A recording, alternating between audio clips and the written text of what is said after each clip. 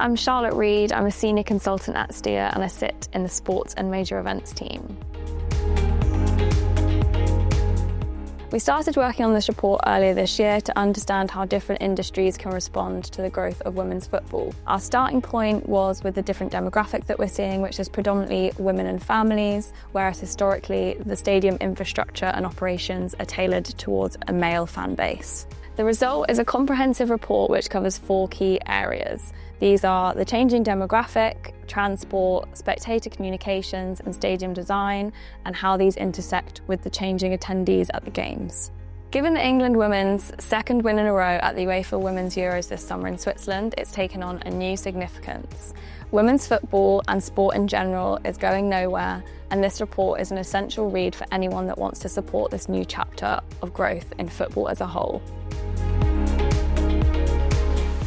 In our report, we want to understand how the new demographic, which is predominantly women and families, impacts the arrival profiles at the stadium.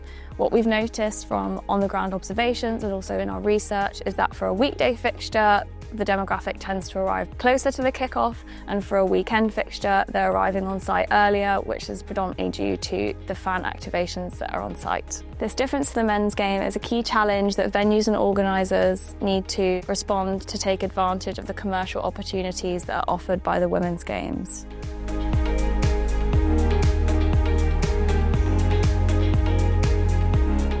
With the demographic with more women and families, there's a temptation to just dump in the car because it's more convenient, but from an operational perspective, we want as few cars around the stadium as possible to not impact with the team movements. The report outlines how public transport providers can flexibly respond to the new demographic, and also how factors like cost and safety can really impact mode choice. One of the key issues and the difference between the men's and women's fixtures is that the people attending the men's fixtures typically have their routine about how they travel there and they're used to travelling there, whereas the new demographic that we're experiencing with the women's, with the families and their children, they're either first-time visitors to the stadium or they haven't been that frequently, so spectator comms plays a really important role in their journey and how they get to the stadium. The report addresses how the area spectator comms can be adapted to serve the women's game better and also play a crucial role in facilitating positive matchday experience.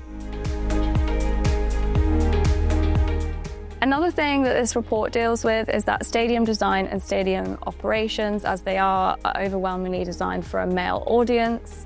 It's obviously not feasible to build new stadiums for all of the women's team, although this is being done, so our report makes suggestions that are more accessible about how we can adapt our strategies to be based towards a more female demographic. This covers things like where premium seating should be located, the security operations on entry to the stadium, and things like toilets.